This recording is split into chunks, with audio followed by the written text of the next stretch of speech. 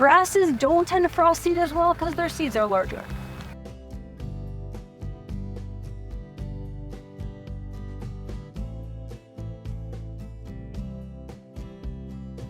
This particular field, these 3 front pastures were frost seeded this winter with trefoil, white clover, red clover, and alsac. You can see evidence. I see yellow flowers from here. Other than the alfalfa, which is amazing alfalfa, the alfalfa you see has got to be 30 years old. I don't know how it keeps growing. We graze the heck out of it minimum 3 times a year.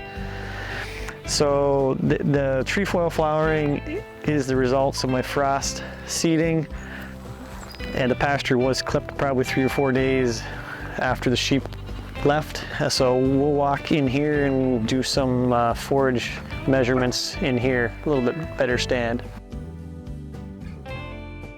Normally it's 2 years before.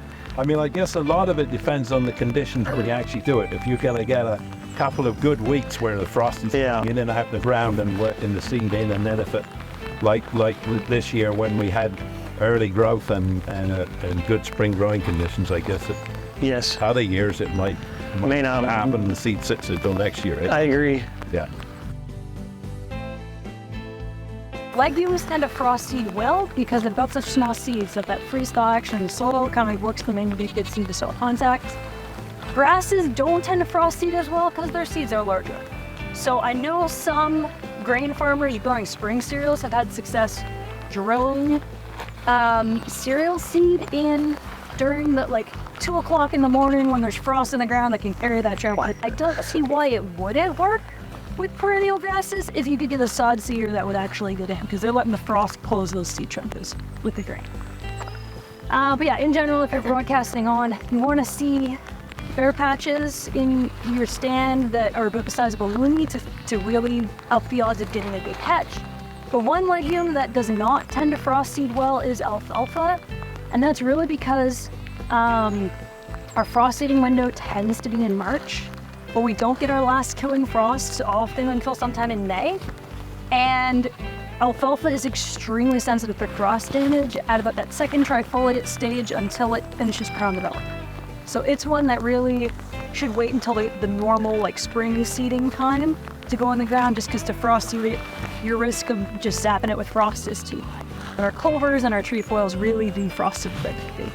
This is the reality of my job, is we've got science and experience and data that backs up a recommendation. There's always someone that comes along and says, I made the thing that you said doesn't work. So yes, it can work. We don't recommend it because of the risk. Yeah. Not recommended. And the reason for that is that mature alfalfa plants produce chemical compounds that prevent germination in new seeds. And if they do germinate, those same compounds will inhibit root growth. So you may get, this is why when we're terminating alfalfa field of alfalfa stand, we recommend going at least 1 year out of alfalfa before putting the field back into alfalfa, is to give those chemical compounds time to break down. And it's something that we don't know exactly what those compounds are. I know there's some work happening at Michigan State to try to come up with a soil test to assess if autotoxicity is still present. That's the technical name for this effect alfalfa has of itself, called autotoxicity. Because yeah, sometimes that effect lasts 2 weeks, sometimes it lasts 2 years, depending on the conditions. How hot is it? How wet is it? These are all kind of things that help break down. What's the tillage? Those things can help break down that second growth. Generally, after about a year, we don't tend to see those impacts on a root development as much. But if your roots are stunted and they're branching more than the genetics of that variety normally dictate they should branch, you don't get the same yield protected. Roots are stunted, they're not facing out nutrients and water as efficiently as they should.